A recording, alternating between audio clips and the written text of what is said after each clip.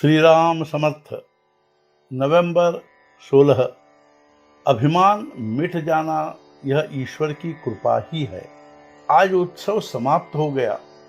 अब तुम सब लोग वापस जाओगे तो तीर्थ में आने की कोई निशानी अपने साथ ले जाओ।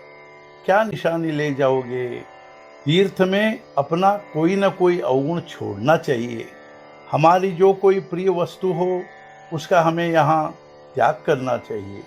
तो यहाँ आकर तुम अपने विषयों से किसी एक विषय का क्या त्याग करोगे? यहाँ साक्षात परमात्मा आए हैं, उसका तुम सबको दर्शन हुआ है, तो मुझे लगता है तुम्हें यहाँ कुछ अधिक छोड़ जाना चाहिए। एक वस्तु यहाँ दो और एक वस्तु यहाँ से ले जाओ। अभिमान यहाँ छोड़ जाओ और उसके बदले भगवान की कृपा यहाँ से ले जाओ। क्या तुम अभिमान दे सकोगे? अभिमान क्या कोई उठाकर देने की वस्तु है? अभिमान मिट जाना ही भगवान की कृपा होना है। अभिमान छोड़ने जाओ तो वह छूटता नहीं।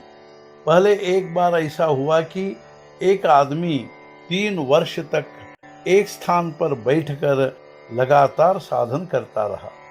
तब उसे लगने लगा कि मैं यहाँ एक स्थान पर बैठकर लगातार साधन कर रहा हूँ। एक बार उसके गुरु वहाँ से जा रहे थे।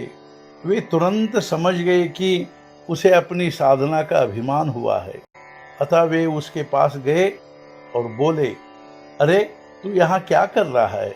वह बोला, मैं यहाँ एक स्थान पर बैठकर 3 वर्ष से साधन कर रहा हूँ। गुरु बोले, शाबाश, बहुत अच्छा। तो बस अब तू और 3 ही दिन यहाँ लगातार बैठकर साधना कर कि तुझे आज तक जो साधन किया है उसका फल मिलेगा। और वह साधना करने लगा।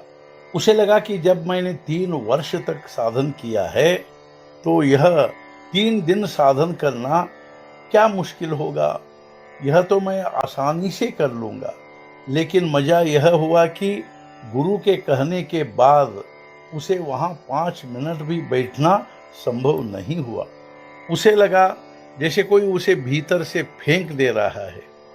नीचे से मानो चींटियां निकल रही है और उसे सब ओर से भय लगने लगा। तब उसकी भूल उसके ध्यान में आई और वह गुरु की शरण आया। उसने कहा, मैंने आज तक अभिमान से साधना की, किंतु आप न करा लेते तो उसका निर्विघ्न संपन्न होना संभव नहीं था।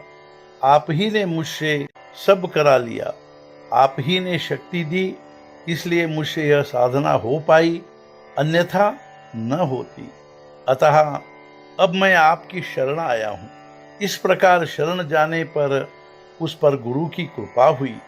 इसलिए सात्विक अभिमान भी व्यर्थ होता है। एक बार गृहस्थी का अभिमान सहा जा सकता है, क्योंकि उसका जल्दी मिट जाना संभव होता है, किंतु सात्विक अभिमान मिट जाने में बड़ी देरी लगती है। आज का मुख्य विचार, परमार्थ में प्राप्त करने की अपेक्षा जो प्राप्त किया है उसे कायम रखना बहुत मुश्किल होता है। सद्गुरुनाथ महाराज की जय। जय जय रघुवीर समर्थ।